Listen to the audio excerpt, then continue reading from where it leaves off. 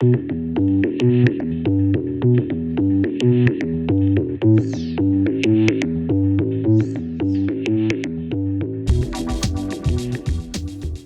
how's it going? Welcome to another episode of Lost Like Mike. I'm your host, Mike Gonzalez. Ever just first of all, before I get started, thank you for subscribing. Thank you for coming by and visiting. Thank you for hanging out. Appreciate the messages at lostlikemike@gmail.com.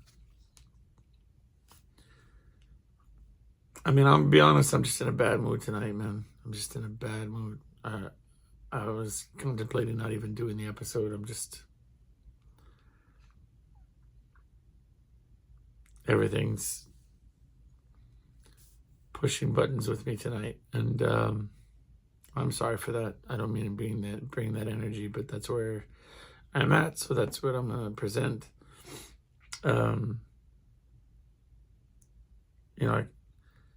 I've been progressively getting kind of worse recently. I decided to stop drinking alcohol. I'm not making any sort of declaration that that's it for me and no more drinking. I'm just saying my son kind of posed me with the challenge to stop, to figure it out for myself, and I had to sort of contemplate it for a little bit, and I don't know. I decided to try it out. I think what first got me, I have an addictive tendency. Like, I always want to do everything to the 10th degree. I want to, for good or for bad, and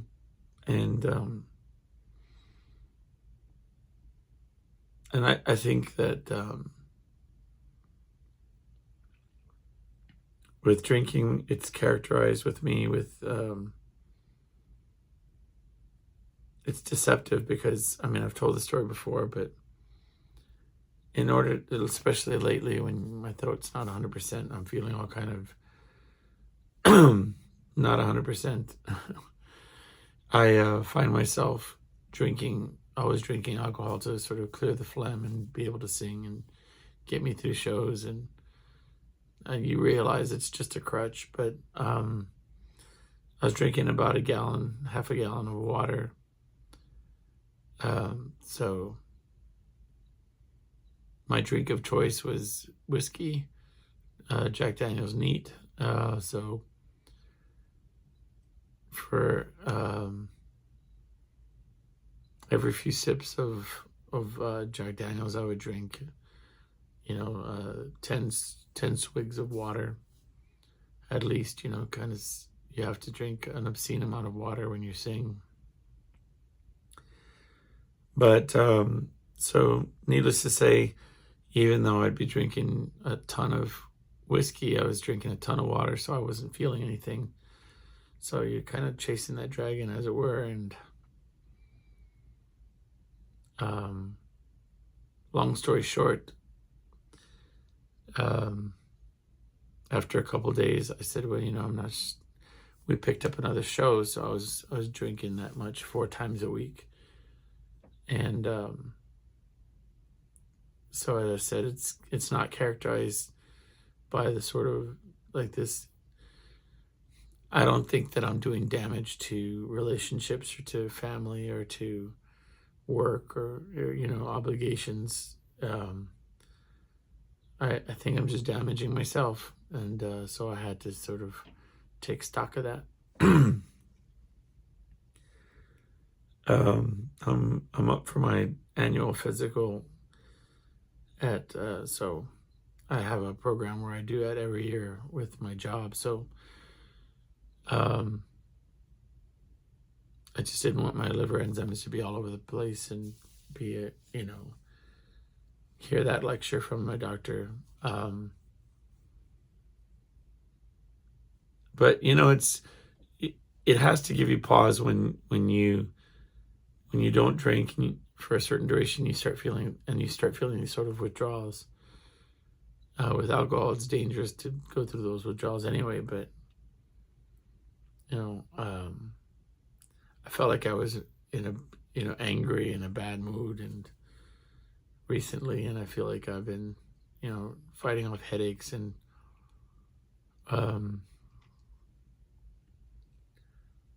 my patience has been pretty thin. And that could just be life. It could just be what I'm, the day to day. But I decided to stick to it, and I made it through an entire week of shows, which is saying a lot. And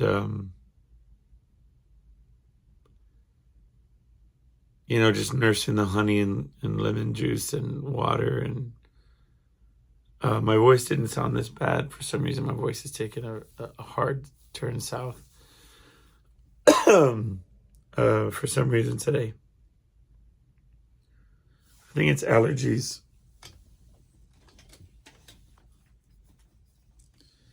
Anyway, I can always tell when I'm in a bad mood. Right now I'm fidgeting with my lighting rig and my chargers. They keep unplugging. Everything keeps just like sabotaging itself. It's driving me absolutely bonkers. There's a light fixture off to my left that it broke off of the. If you're just listening, I'm describing the lighting setup, because it broke off of the lighting stand. So I'm just hanging it over stuff, and it seems to be giving off this crazy light from this side. But I cannot change anything. Yeah, so it just looks like a... Anyway, and cords and plugs everywhere, just driving me crazy. Don't want to get too far off subject. So,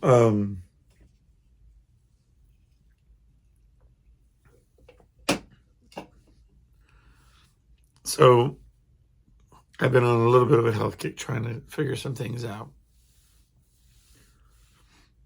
But it's been like a sort of battle trying to keep up with sleep with these new shows, and trying to eat right. And I've been doing the best that I can, and I'm trying really hard to sort of figure some things out and do them right. But so maybe that's partially why I'm crabby and I'm not feeling too great. But stupid things that shouldn't even be bothering me. I've often talked about how we have 2 game systems in the house, and so we play Fortnite, my wife and I. We just carve out a little time, 30 minutes, 45 minutes, to play a few games. And, I get it. It's not the most productive thing that I could be doing, but I've been also carving out time to play guitar and to practice my instruments and to read. I'm trying to balance, but you want to have a little bit of, downtime, a little recreation time, right? So, but my wife and I play very different. She plays and has a sincere ability to,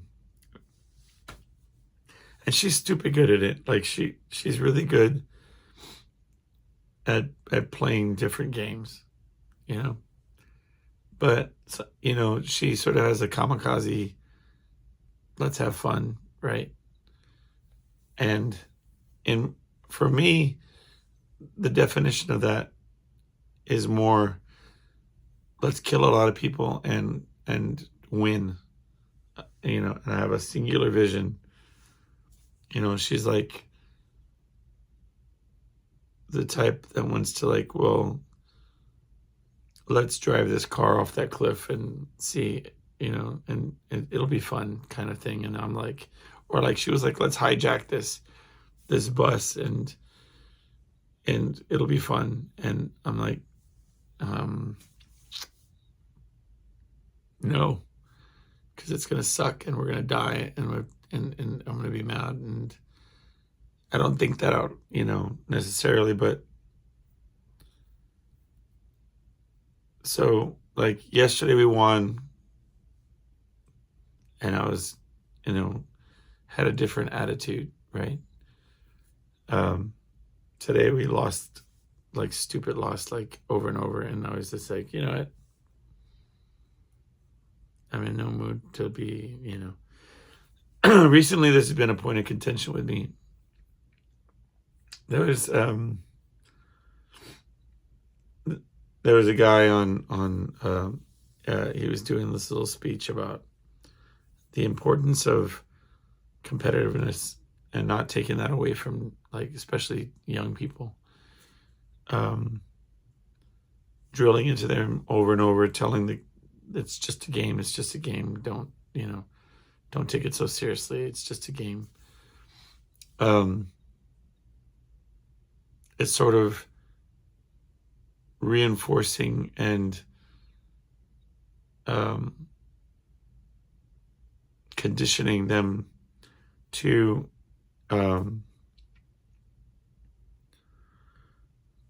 not be ambitious, to not try for better, to not, to think that they're just to settle,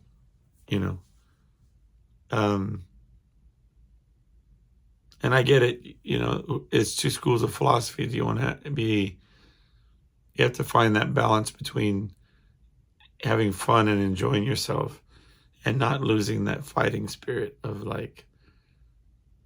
ambition and achieving. And it's not rat race competition. I often get in that argument as well. It's within yourself to aspire to be better than you were yesterday. I was listening to them talking about this Eastern philosophy of just incremental improvements. And it's almost a competition within yourself, a challenging of yourself to be better tomorrow than you are today. A forgiveness of your shortcomings of the day before, with the knowledge that you're progressing and becoming better as you go.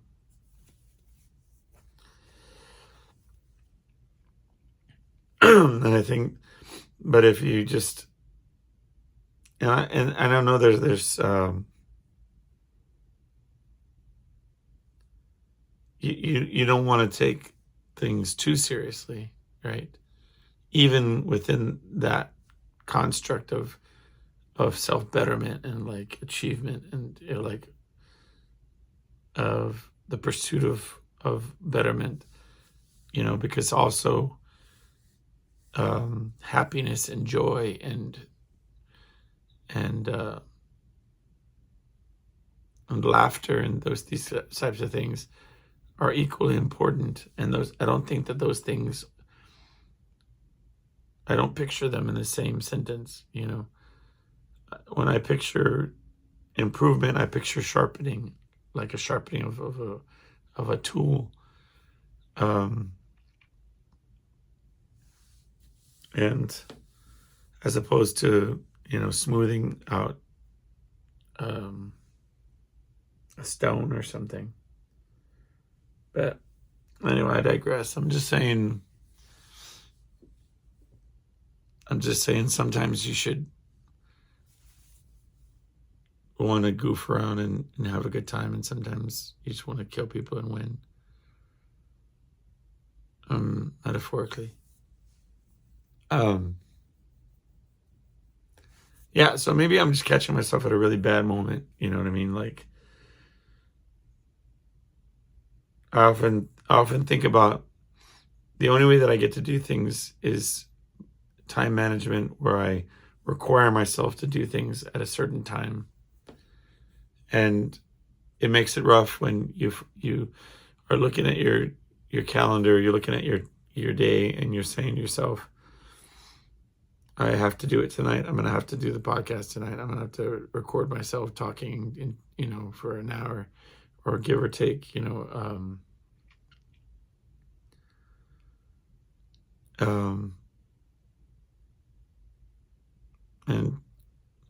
sometimes you're just not in the mood, and it's like, furthermore, when you're chasing rest and you're trying to keep yourself healthy and give yourself those opportunities to sleep and so on, and maybe you didn't pay attention to your time, that it just seems like I know I'm going to be up editing this and messing with it later than I want to be in, so be it. But I'm just combating that, those emotions. It's funny too. I was reading about how more often than not, sharing your secrets and exposing your inner thoughts is cautioned against.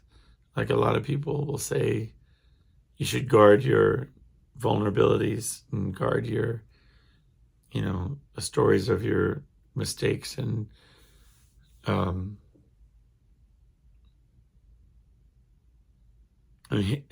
I built so much of who I am on the transparency of and ability. This whole entire show is just basically me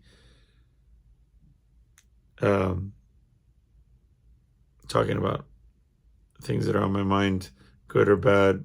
Most of them don't show me in the best light, you know what I mean? But it's a penance that I have to pay,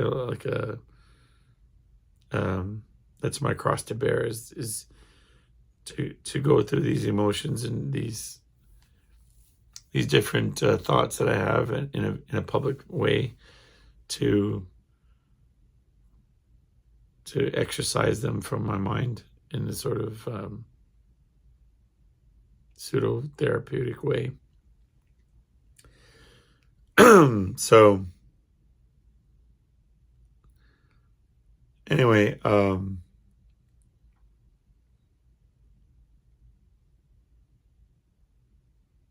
other day I was petting my dog.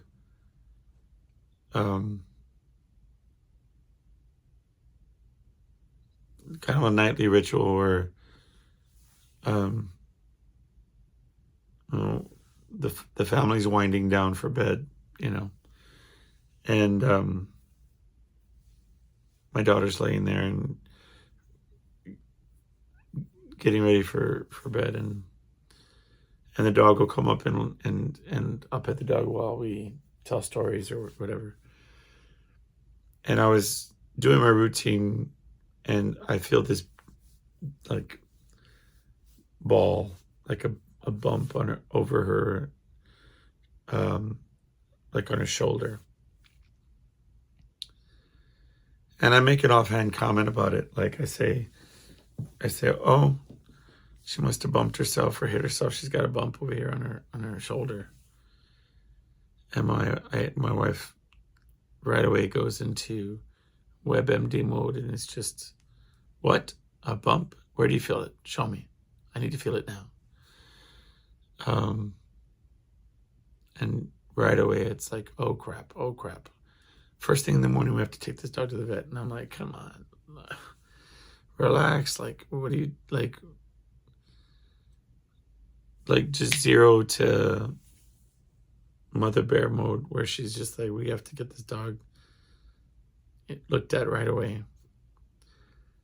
And it's hard because, I'm of a generation that did not often take their animals for every little thing to the veterinarian. Hell, growing up, they didn't take, just for almost, and I can't even think of, other than to be put down or to, got hit in I don't know, even though then probably just the putting down part. I'm not saying that's, so what I ascribe to. I mean, I've often contributed to rescuing dogs and taking them. I've helped other people pay for that weren't even my pets to get treated anyway. But it's almost the sentiment that, like, there's a little bump right away, let's take it to the vet. Like, take a beat, hold on a second. Like, maybe, maybe it did just hit itself. She rolls around on the dirt and in the rocks in the backyard all the time. She's always running through bushes and trees trying to catch the squirrels in the backyard. And so I was like, she's not acting lethargic or any more than usual. And she's not like, it's not tender to the touch or anything. I mean, just take a minute. And she's like, nope, first thing in the morning. Anyway, so she takes the dog to the vet first thing in the morning, and the vet finds a second spot on the dog's body that has a mass, a small mass, and biopsies the spot and finds it to be cancerous. So all of a sudden I look like the jerk, right? Not really, because I was just voicing an opinion, and I inevitably let them go to the vet, no problem.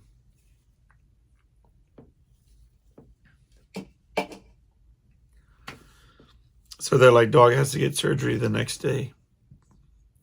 And because they want to remove these masses and try to find out what the second one was, because it was not coming up the same as the first. And so the next day I'm at work. I can't take off. And they have the dog at the vet. And I get another phone call. Apparently the veterinarian shaved down the spot on the shoulder. They put the dog to sleep, they put it, the IV, they shaved a spot on her paw, like above her paw, and put her, like, knocked her out. It's like, how do you can't say like they put her down, right? Because then you'd be like, sorry for your loss. And no, but yeah, so while she was under, they shaved the whole shoulder. Like, it's this big giant area that they shaved where the bump was, right? And the vet called her over and was like, yo, like, has the dog had vaccinations recently? And I had just taken her to get vaccinated like the week before, like 4 or 5 days before. And so we're like, yeah, we sure did. And they're like, all right, well, it could just be that the area had a negative, it was irritated and had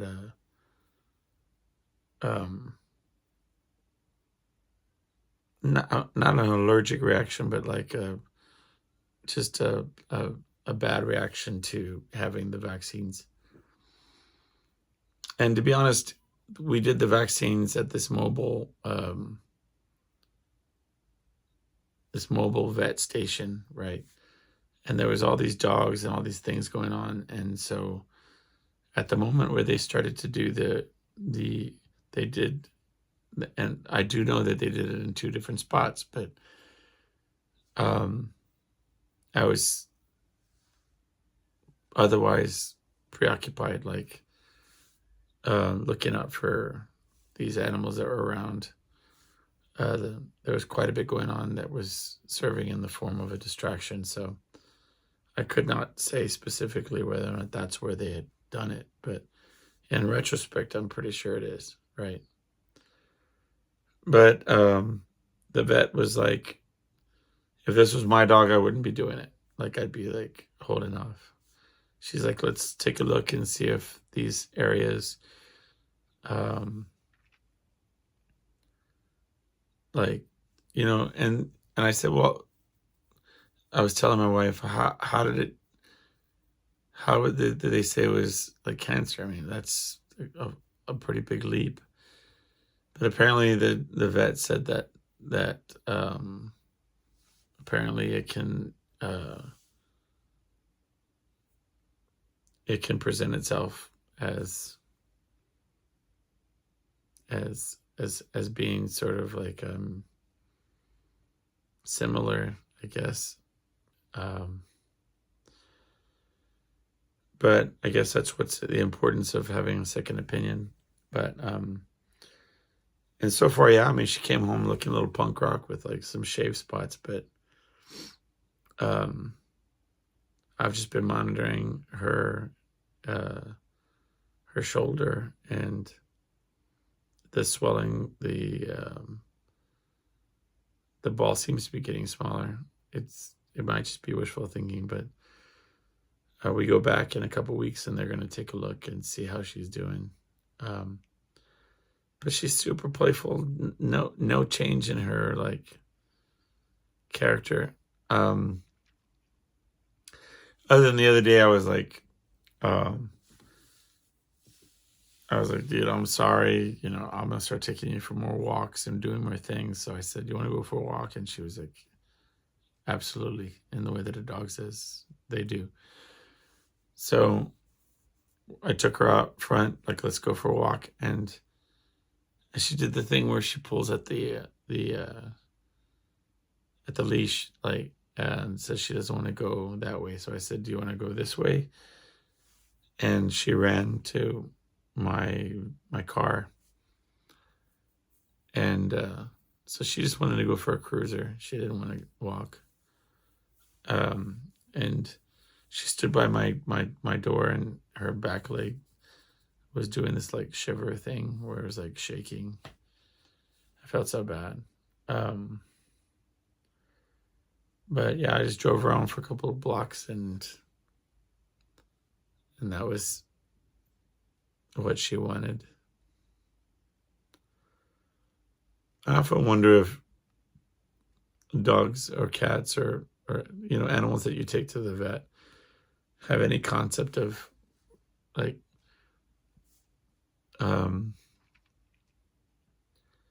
associate any negative things with their owners. Like, well, the lady took me, right? The dog's thinking that my wife took him and left him there to do all these bad things to her.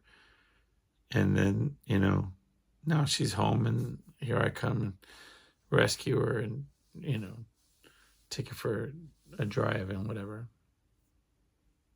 Maybe she resents her. That's what she alleged the rest of that day. She was like, she's been side-eyeing me since she woke up from being out. Like, why would you do this to me, kind of thing.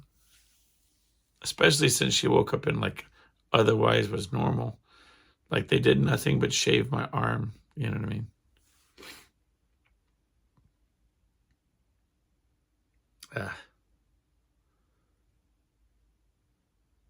Anyway. I'm trying to read my board.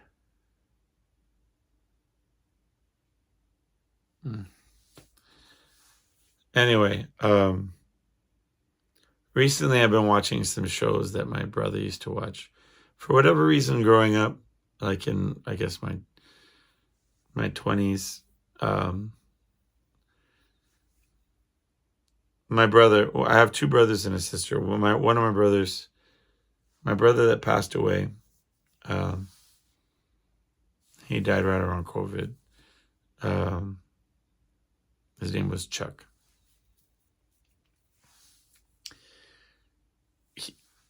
I loved my brother, and he loved me, especially towards the end. But growing up, he hated me, super hated me. Like, I have yet to find anybody else on this planet who hated me as much as he hated me. But that was not where the differences began. He liked certain things, certain TV shows, he was into sci-fi, and he liked certain comedies, and he had a certain sense of humor. And I often found that I differentiated myself from him, and separated myself from him by the things that I liked and watched. Inadvertently, it was something that I did myself.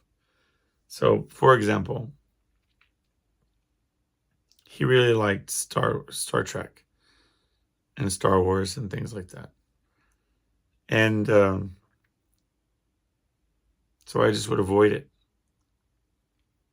And there was TV shows that he watched, like Firefly and 24, that I avoided.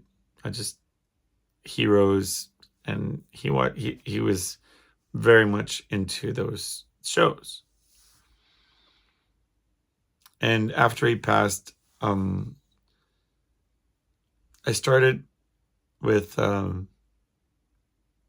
Star Trek, the newer ones, the movies with Chris Pine, I think his name is. And I really liked them. But I still even to this day, like I watched Star Trek, I think, oh my God, see, he would be mad at me for not getting the titles right. But it was like Strange Worlds or Strange New Worlds. I watched that whole series. And I watched Discovery, which was another Star Trek series. But I won't go back and watch Next Generation or even the first ones. For some reason, I've held off. But I watched Firefly. I watched that whole series. And I did it, all of these, to sort of try to understand my brother better. I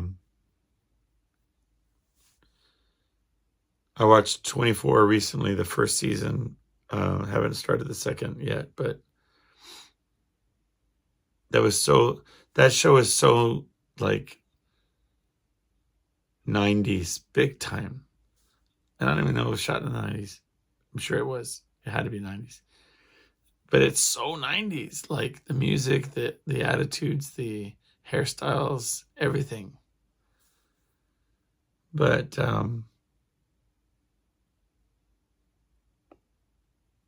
yeah, I can't help but think of him when I watch these shows. Because he would be the type that would, buy the DVDs of the series, and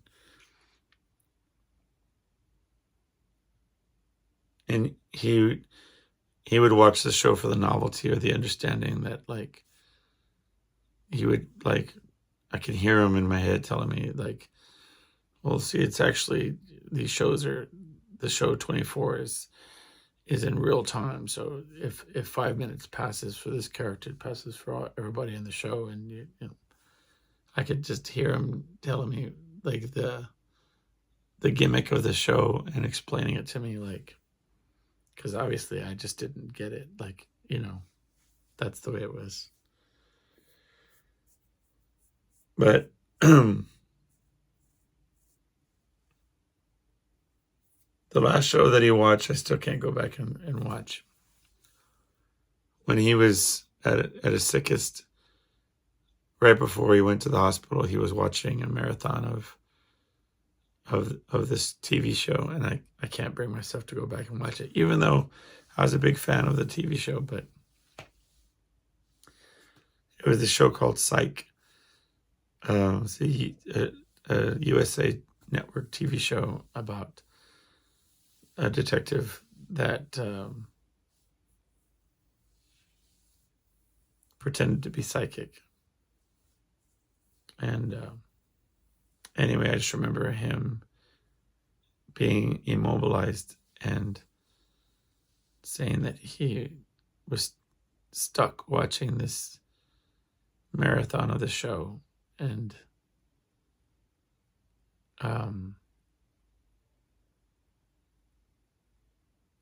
he couldn't move. Anyway, I can't watch that show, even though I wouldn't mind enjoying that show or going back and watching some of it.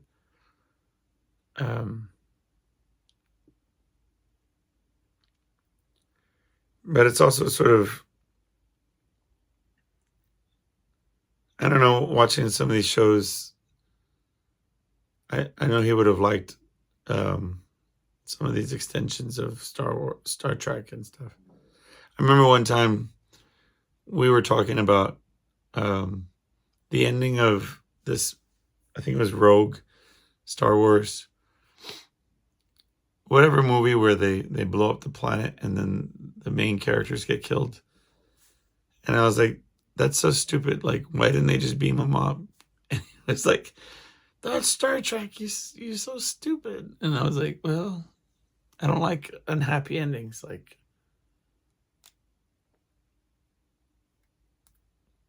now I get the difference, but I mean, I would still say the same thing. Like, I mean, sci-fi couldn't have figured out a way to not die. I'm very much about that, where I just don't like, people are like, oh, I love a good tragedy. I love being sad at the end of a movie. And it's like, the fuck, like, don't you know that's like my everyday life? Like, you know what I mean? Like, I fight to try to have happy endings, you know, and you don't need, you don't need the negatives or the sad things to be, ugh. Anyway.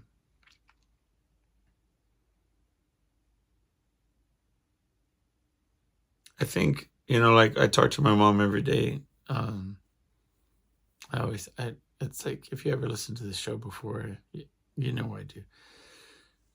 On my drive home, I call my mom, and she's like the biggest, like, Netflix fan that there is. She'll tell me what she's watching on whatever given day. She just watched Godzilla, and she said it was actually really, really good. That she wasn't expecting it to be that good, but whatever, I'm going to watch it now. Godzilla -1.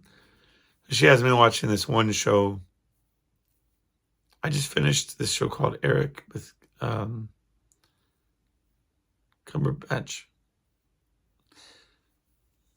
He does a really good American accent. You know, some actors, you're waiting for them to say a word wrong. You know what I mean? Anyway, if you haven't seen it yet, it's this TV show about, a limited series about this puppeteer, this kind of like a Jim Henson inspired character, that his son is supposedly kidnapped. And he has this, the little boy draws this puppet that he wants his dad to make. And the puppet has this sort of character to it.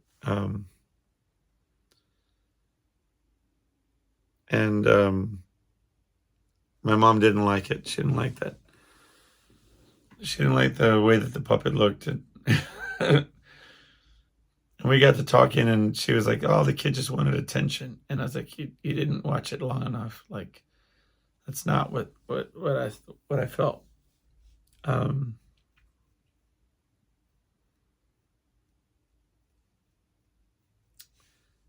But I don't know. If you haven't seen it yet, then it'll just seem like spoilers. So, but I felt like it was an oversimplification. Like it seemed to me that the boy had created this character to sort of, that it's as a sort of metaphor for his dad, who was addicted to drugs and alcohol and was mean and would yell at the mom, and they would argue and fight in front of the child. And I mean, not in front of the child, but in proximity to where the child could hear it. And even though the character that the boy made, this puppet, was lovable, it came from a place of like, it was still a monster, right? Like it was this monster that had redeemable qualities, but was still a monster.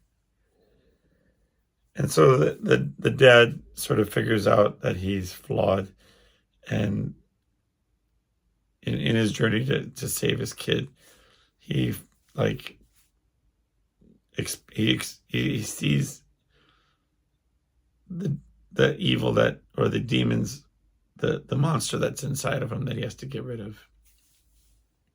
He discovers that his boy was afraid of him, all this kind of stuff. I was like, but this puppet ended up being like an interesting take on that idea that, I don't know,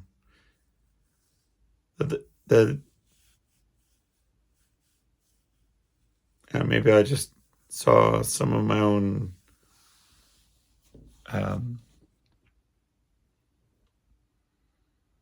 issues in it, right?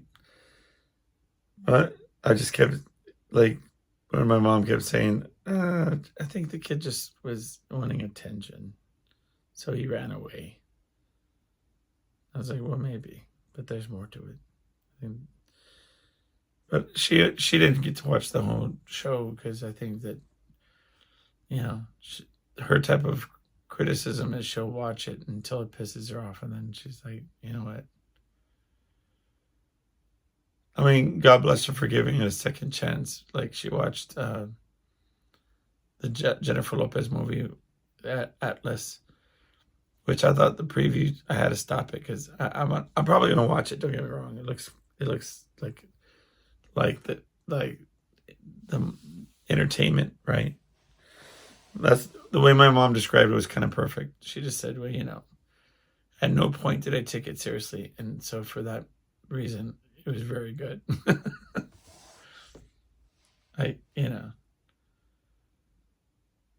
I mean, suspended disbelief, right? Just kind of go with it. Anyway.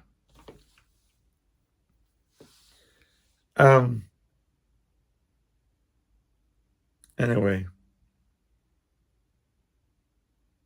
I'm going to let y'all go. I'm going to round up this episode. I did want to mention that the 100th episode's coming up.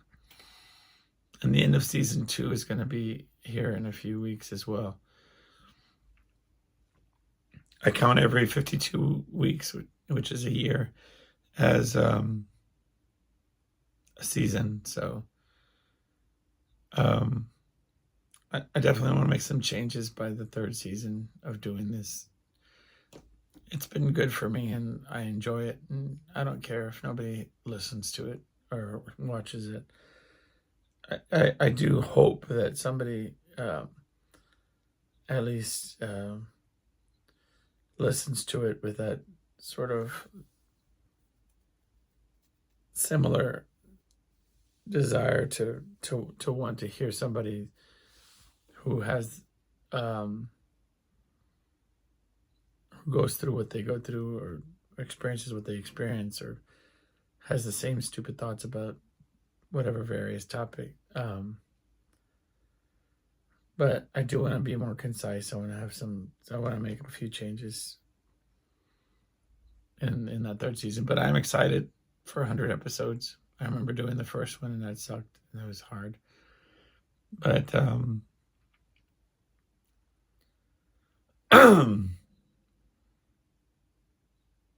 for 100 weeks, I've sat here and talked for about an hour. So that's an accomplishment for myself. So anyway, thanks for hanging out with me, coming by and visiting. Thanks for messaging me at lostlikemike@gmail.com.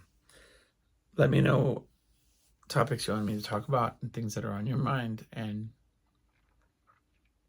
until next time, see you around.